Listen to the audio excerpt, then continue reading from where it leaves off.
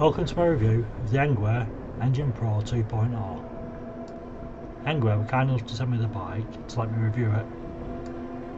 But as always, I'll give an honest and fair review and tell you what I actually really think. To be honest, I was a bit torn because if you watch my L20 boost video, you'll see that in that video I didn't like the torque sensor at all. Like, I didn't hate it, but I just felt underwhelmed by it. So, when I found out I was getting the Engine Pro 2.0, I decided to step back, take a breath, and change my stance a little bit because I want to give you guys a fair and honest review, and I don't think it's fair to penalise something for the type of sensor it has when I know how it works now.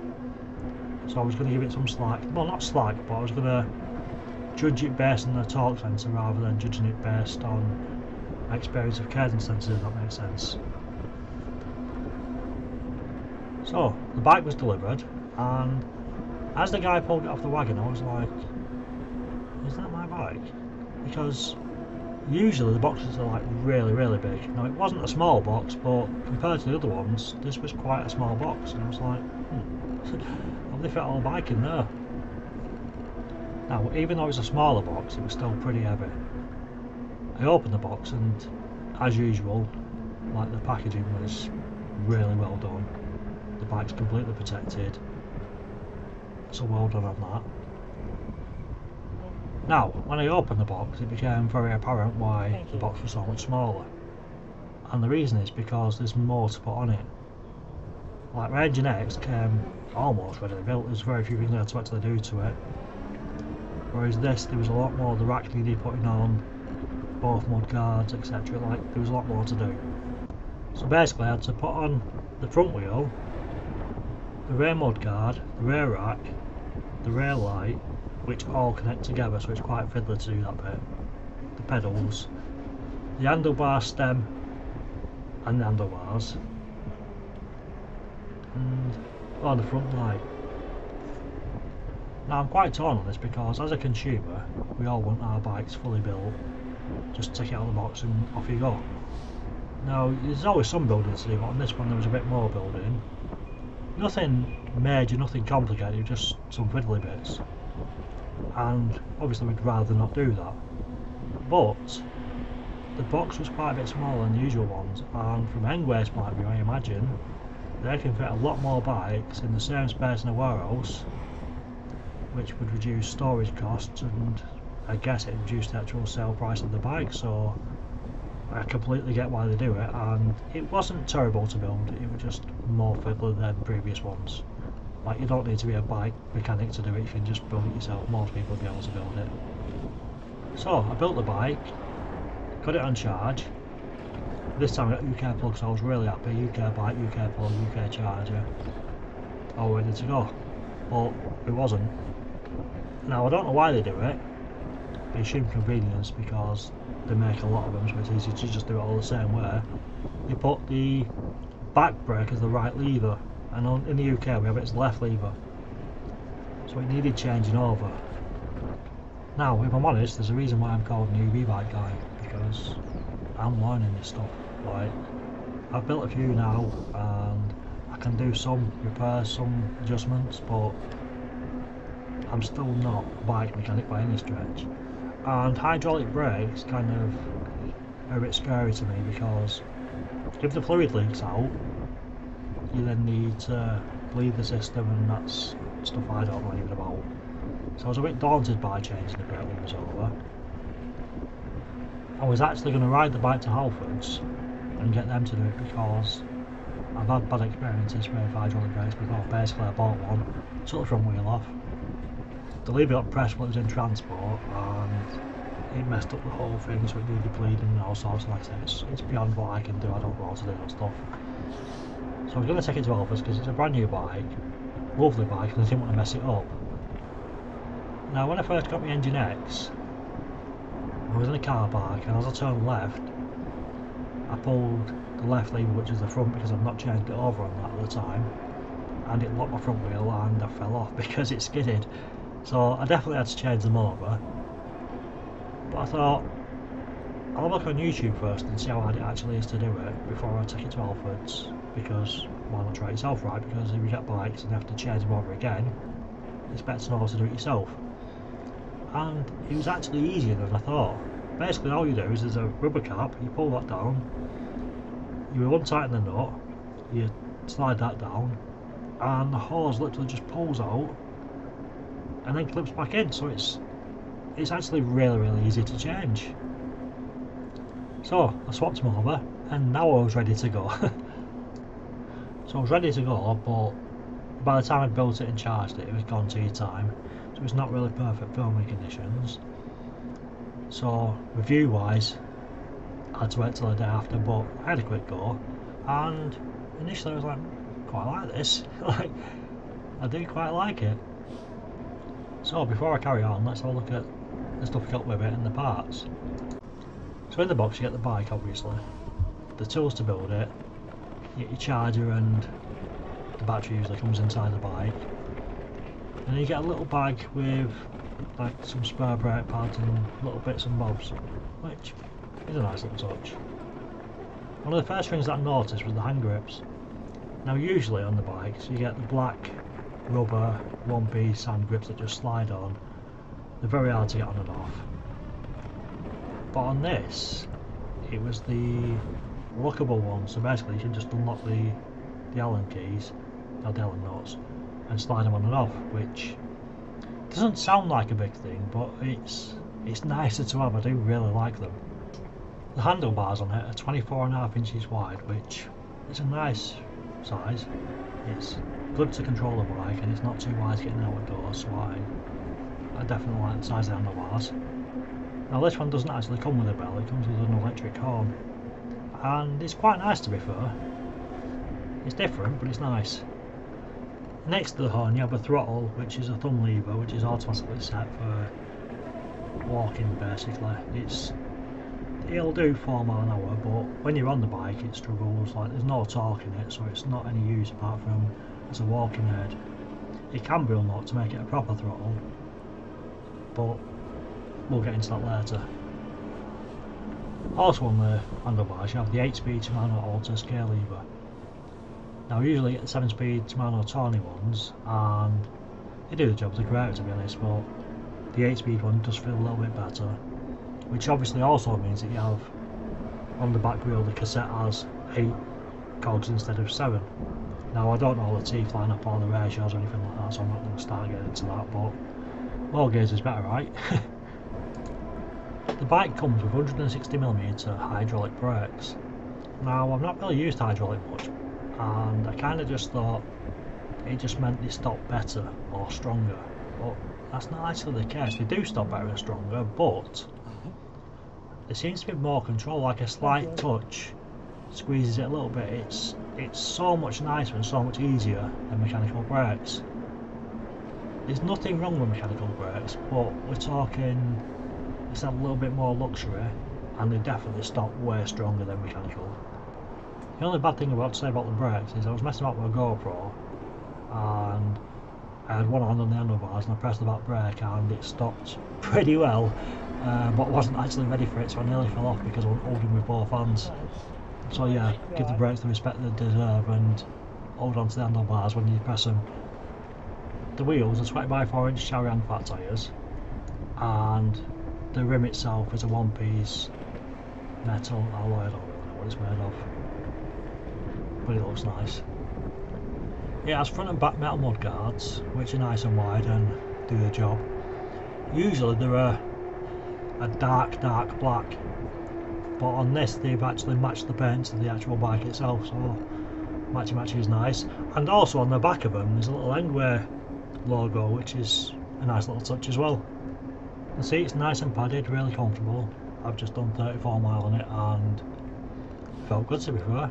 Like no major pains or anything, so yeah, nice, comfortable, durable seat. The bike has front and rear suspension, which is set really nicely in honesty. Like they're not too bouncy but they're not too soft, and they absorb everything really well. Along with the fat tyres and the comfortable seat, it's a really comfortable bike to ride. I mean, I've just done 35 miles and I feel pretty good after it, so yeah, nice comfortable bike. The bike has front and rear lights, both obviously wired into the bike, so as long as you got power you got lights. The back light's also a brake light, they're nice, bright, do the job. Yeah, I like the lights. The rear rack is nice and chunky, it says it's got a 25 kilo load limit, but they're nice and sturdy, good racks. The pedals are folding pedals, and when I wore trainers my feet slipped off them a bit. In my boots they gripped them, so I guess it depends on the footwear you wear. I personally will probably change the pedals, it's not a big deal, they're only a few quid. Next I want to talk about this little section between the seat and the frame. Now all these bikes look the same, right? They're all pretty much basically the same design, but they're actually not. On the Engine X I have, the gap between that triangle is quite small, and it's hard to get your hand in and actually carry it. On this one they've actually made it a bit wider so I can actually get my hand in and carry it proper, so I really do like that because it's kind of the perfect place to carry it from. Next we have this stand thing. Now I get why it's there. It's there for when you fold your bike up you can put the bike on the stand and it's all good, right? Couple of issues. I'd prefer it had a rubber base so you don't scratch your pen, and then secondly it lowers your ground clearance. Now to be clear, I've not actually caught it on anything, so I'm kind of moaning about nothing, but I would prefer some sort of hinge so it could fold away and you could pull it out when you need to rather than it being there permanently. The display is nice and clear, colourful. I also love the fact that it displays points of a mile, so every tenth of a mile is like registered rather than every mile, and the speedometer is actually a speedometer, so it doesn't stop at the legal speed and say that's all I'm doing. I like the fact it tells you what you're doing. The motor is described as a high torque, limited to 25 km an hour motor with 75 Newton meters. The battery is a 16 amp hour, I believe 52 volt battery. Now I got 34 mile out of it before it went onto 0 bars, and then I rode another mile home, so 35 mile, and I didn't get a power drop, but it did say no bars on the actual display, so I didn't want to push it too much further. So about 35 miles to a charge. So what do I think of the bike? Let's start with the elephant in the room. Now I've made it very clear on previous videos, I prefer a cadence sensor, just because it does all the work and I can be lazy. The only bad side to a cadence sensor is the actual setting off part, because it takes a little bit to kick in.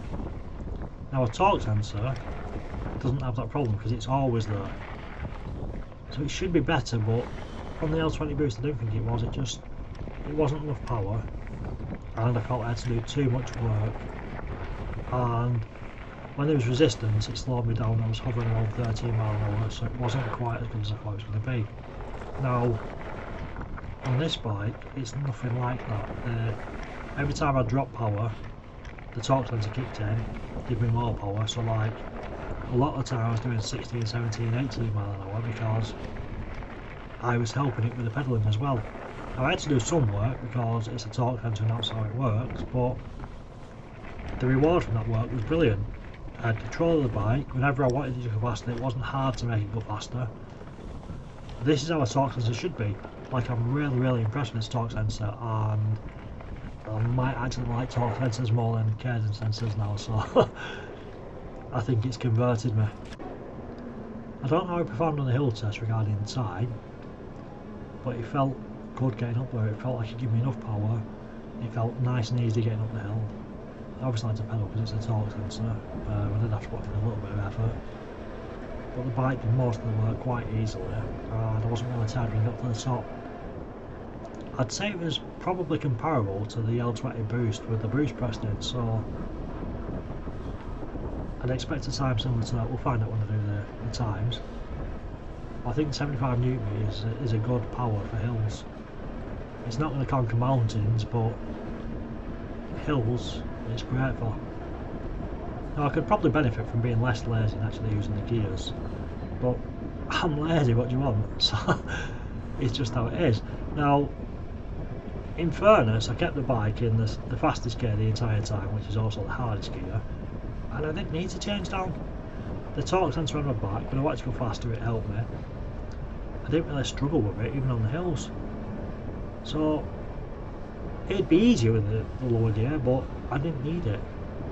And the good thing with the torque sensor as well is, when you're going slowly to get past people, you have control over it. Like if you pedal a little bit, it gives you a little bit. It doesn't jolt you forward like a cadence sensor, so it's a far more controlled, far more sophisticated sensor. And on this bike, it works how I think it should work. I'm actually really impressed with the torque sensor. Now the bike feels nice and powerful, a lot of torque.